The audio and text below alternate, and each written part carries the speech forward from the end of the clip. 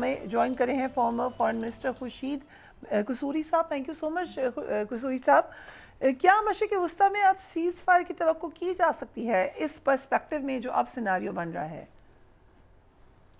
دیکھیے اس میں ہو جانا چاہیے، لیکن اس لیے میں ابھی ڈاؤٹ فل تھوڑا سا ہوں کہ ایک تو جب امریکہ نے ایران پہ اٹیک کیا ہے، میری ذاتی رائے یہ ہے کہ امریکہ اس وقت اٹیک نہیں کرنا چاہتا تھا، کیونکہ اس کی بات چیت ہو رہی تھی نیوکلیئر ٹاکس پہ عمان میں، اور یہ اسرائیل کو کہ وزیر اعظم کی زندگی موت کا مسئلہ تھا، جیل جانے یا وزیر اعظم رہنے کا مسئلہ تھا.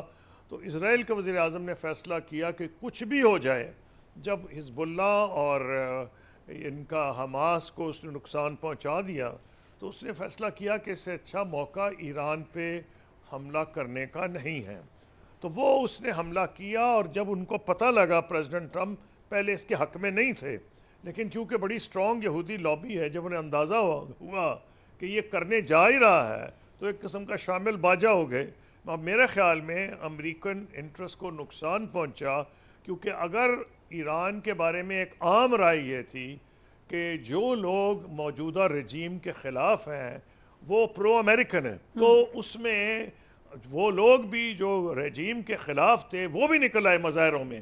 اس میں وہ فیشنیبل خواتین بھی نکل آئیں جن کے بارے میں یہ خیال تھا کہ وہ یہ چاہتی ہیں کہ جی یہ رجیم چینج ہو جائے، کیونکہ نہیں چاہتے تھے ایران کا نیشنلزم کو ٹھیس پہنچی، اور ایرانی فلیگ کے ارد گرد لوگ اکٹھے ہو گئے، اور اسرائیل کی ٹوٹلی اندازہ ہی غلط ثابت ہوا. لوگوں کہہ رہا تھا ریوولٹ کرو، موقع بڑا اچھا ہے. تو اس لیے اگر آپ اس کو مد نظر رکھیں تو پھر کیا کرے گا اسرائیل؟ اس کو اگر یہ خیال ہے کہ اب وہ ایران پہ حملے مزید کرے گا، کیونکہ اگر یہ سیٹلمنٹ نہیں ہوگی تو سارا ایریا ڈی سٹیبلائز رہے گا. وہ ریاستیں بھی، سعودی عرب، یو اے ای، قطر جو امریکہ کے اتحادی ہیں، ان کے لیے بھی مشکل بنے گی ان کی اپنی آبادیوں میں. وہ سب یہ چاہ رہے ہیں، اور پریزیڈنٹ ٹرمپ کو انہوں نے ایک دفعہ نہیں کئی دفعہ کہا. سعودی عربیہ کراؤن پرنس نے اور بادشاہ نے اوپنلی کہا ہے کہ ہم نہیں ایکسیپٹ کریں گے ابراہیم اکارڈز، یعنی اسرائیل کو ایکسیپٹ نہیں کریں گے اگر 2 اسٹیٹ سولوشن سامنے نہیں آتی. اور پریزیڈنٹ ٹرمپ کی یہ دیرینہ خواہش ہے نہ یہ کہ صرف ابراہیم اکارڈز کے ذریعے اسرائیل کو ایکسیپٹ کرایا جائے سعودی عربیہ سے، بلکہ یہ کہ سعودی عربیہ نے بڑی بھاری انویسٹمنٹ کا ہے کہ ہم کریں گے اس میں. وہ تو $1 ٹریلین مانگ رہے ہیں، اور $600 بلین سعودی عرب نے وعدہ کیا ہے. اسرائیل تو 60 کوڑیاں بھی انویسٹ نہیں کر سکتا. وہ تو بری طرح سے اس کا اکانومی کا برا حال ہو گیا ہے اس جنگ کے نتیجے میں. تو پریزیڈنٹ ٹرمپ کی تو خواہش ہوگی کہ کسی طریقے سے یہ مسئلہ حل ہو، تو جس طرح وہ ایران کے معاملے میں نہیں چاہ رہے تھے اور پھنس گئے. اب یہ جو نیتن یاہو وہاں گئے ہیں، میری ذاتی رائے یہ ہے کہ اب کے پریزیڈنٹ ٹرمپ پوری کوشش کریں گے کہ سیز فائر ہو جائے. رائٹ، لیکن امریکی صدر ڈونلڈ ٹرمپ نے فلسطینیوں کو غزہ سے بے دخل کرنے کے متنازع منصوبے پر بھی پیش رفت کا اشارہ دینے کی کوشش کی ہے. وہ یہ بھی کہہ رہے ہیں کہ اطراف کے تمام ممالک سے ان کو تعاون ملا ہے، کچھ ہونے والا ہے. اگر سیز فائر ہوا تو کیا شرائط ہوں گی؟ دیکھنے کی یہ بات ہے کہ سیز فائر کس ٹرمز پہ ہوتی ہے. اگر حماس کی خواہش ہے اور بہت سے مسلمان ممالک کی خواہش ہے بشمول گلف کے کہ یہ سیز فائر سے 60 دن کی نہ ہو، اس سے لمبی ہو، کیونکہ ان لوگوں کی زندگی اجیرن ہو گئی ہے. نہ ان کو کھانے کو کچھ ملتا ہے، جو کھانے کو لوگ جاتے ہیں ان کو قتل کر دیا جاتا ہے. تو یہ چیز دیکھنے والی ہے. اگر یہ سیز فائر ہو جاتی ہے تو سب کا بھلا ہے، لیکن یہ سیز فائر تب پرماننٹ ہوگی اگر کوئی نقشہ چاہے مدھم ہی نظر آئے مستقبل کا کہ یہ جو سلوشن ہے پیلسٹینین ایشو کا وہ کیا اسرائیل یا امریکہ پیش کر رہے ہیں.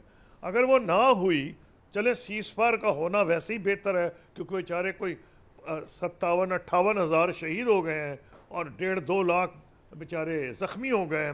تو سیز فائر ہونا اچھی بات ہے، لیکن دیکھنے کی یہ بات ہے کہ سیز فائر نے اگر پائیدار ثابت ہونا ہے تو وہ کسی سلوشن کی طرف جا رہی ہے یا نہیں. پریزیڈنٹ ڈونلڈ ٹرمپ سے ملاقات میں اسرائیلی وزیر اعظم نے کہا کہ فلسطینیوں کو حکومت کرنے کا اختیار ہے، لیکن سیکیورٹی کے معاملات مکمل طور پر ہمارے ہاتھوں میں ہونے چاہیے. یہ جو بات چیت وہ کر رہے ہیں اس سے تو پھر کوئی دو ریاستی حل کی طرف جاتے نظر نہیں آ رہے. اسرائیل بڑی دیر سے کہہ رہا ہے، لیکن پریزیڈنٹ ٹرمپ کی طرف سے جو اشارے دیے جا رہے ہیں وہ یہ ہے کہ علاقے کے مسلمان ممالک جو ہیں وہ حماس سے سیکیورٹی لے کے اپنے ہاتھ میں لے لیں گے. اسرائیل کا ہاتھ میں آنا تو کوئی تکی نہیں ہے، وہ تو ایک قسم کی آکیوپیشن کا دوسرا نام ہے.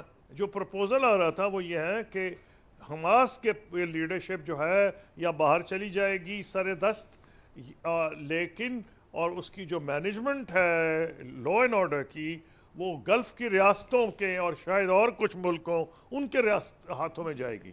سو امریکہ اس پر بھی پر امید ہے کہ ابراہیمک اکارڈ پر منا لے گا وہ مختلف ممالک کو. سو سب سے پہلے کدھر اشارہ ہوگا، کس طرف توجہ ہوگی؟ وہ تبھی ہوں گے مثلا اگر سعودی عرب از دا بگ پرائز. اصل میں پرائز تو سعودی عرب ہے نا جی، بڑا ملک ہے، اس کی بہت بھاری آبادی ہے. دوسرے ملکوں میں تو جو ہے بہت اہم ملک ہیں لیکن ان کی آبادی کم ہے، زیادہ تر وہ غیر ملکی رہتے ہیں.